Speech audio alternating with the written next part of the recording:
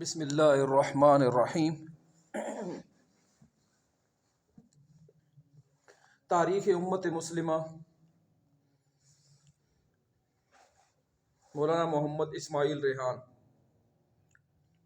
صفحہ نمبر 86۔ حضرت نوح علیہ السلام گم گشتہ انسانیت کو توحید کی دعوت دینے والے پہلے نبی حضرت نوح علیہ السلام تھے، جو حضرت آدم علیہ السلام کی وفات کے 1000 سال بعد مبعوث ہوئے۔ 1000 برس تک لوگ اپنے باپ حضرت آدم علیہ السلام کے دین و مذہب پر تھے، مگر پھر شیطان کے ورغلانے سے انہوں نے چند مرحوم بزرگوں کے مجسمے بنا کر انہیں پوجنا شروع کر دیا۔ یہ بزرگ ود، سواع، یغوث، یعوق اور نصر تھے۔ قوم نے اندھی عقیدت کا شکار ہو کر انہیں حاجت روا اور مشکل کشا مانا اور ان کے بتوں کی پرستش شروع کر دی۔ یوں پہلی بار بندوں کا اپنے رب سے رشتہ منقطع ہوا۔ حضرت نوح علیہ السلام اس رشتے کو جوڑنے آئے۔ اس مقصد کے لیے انہوں نے بے پناہ اذیتیں برداشت کیں۔ آخر 950 سال کی مسلسل تبلیغ کے بعد جب قوم کی اکثریت اپنی ضد، سرکشی اور گمراہی پر اڑی رہی تو اللہ تعالیٰ کی طرف سے ایک ایسا طوفان آیا جو سب کچھ بہا کر لے گیا۔ صرف حضرت نوح علیہ السلام اور ان پر ایمان لانے والوں کو اللہ تعالیٰ نے کشتی میں سوار کرا کے محفوظ رکھا۔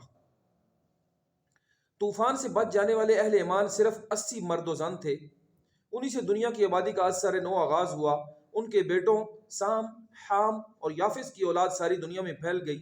سام کی نسل سے عرب، فارس اور روم یعنی یورپ آباد ہوئے۔ یافس کی اولاد سے ترکوں یعنی چینیوں اور یاجوج ماجوج نے جنم لیا۔ حام کی نسل نے افریقہ کو آباد کیا۔ حبشی، سوڈانی، قبطی اور بربر اسی کی اولاد سے ہیں۔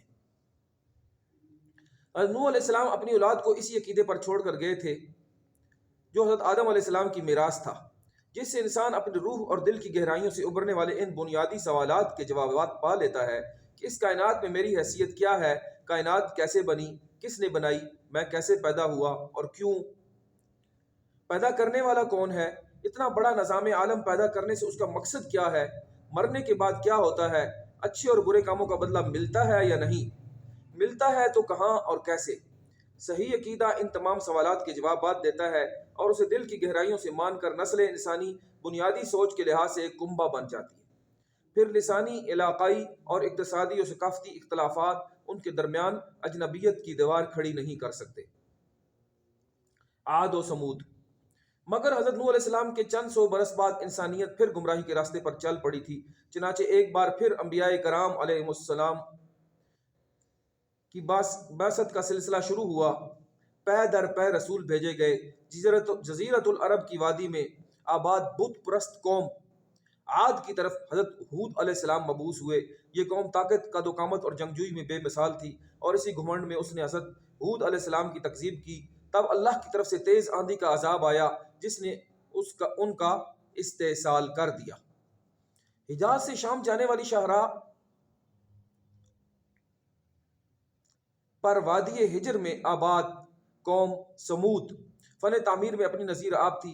پہاڑوں کو تراش کر مضبوط مکانات بنانا ان کے بائیں ہاتھ کا کمال تھا۔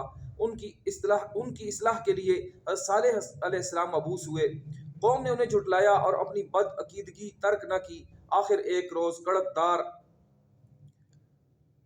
کڑک اور زلزلے نے انہیں ہلاک کر دیا۔ قوم عاد اور سمود سمیت عرب کی کئی قومیں ایسی تھیں جن کا نام و نشان بالکل مٹ گیا۔ انہیں عرب بائدہ کہا جاتا ہے۔ ان کا ذکر صرف آسمانی کتب، لوک داستانوں اور قدیم شاعری میں باقی رہ گیا۔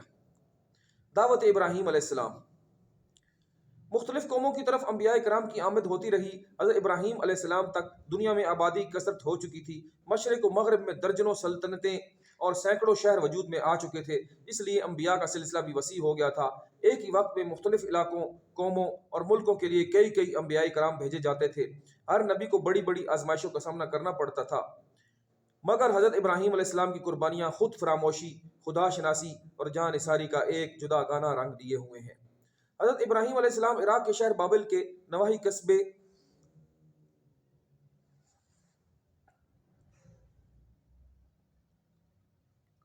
کوسئی میں پیدا ہوئے۔ طوفان نوح کو اس وقت 1081 برس گزر چکے تھے۔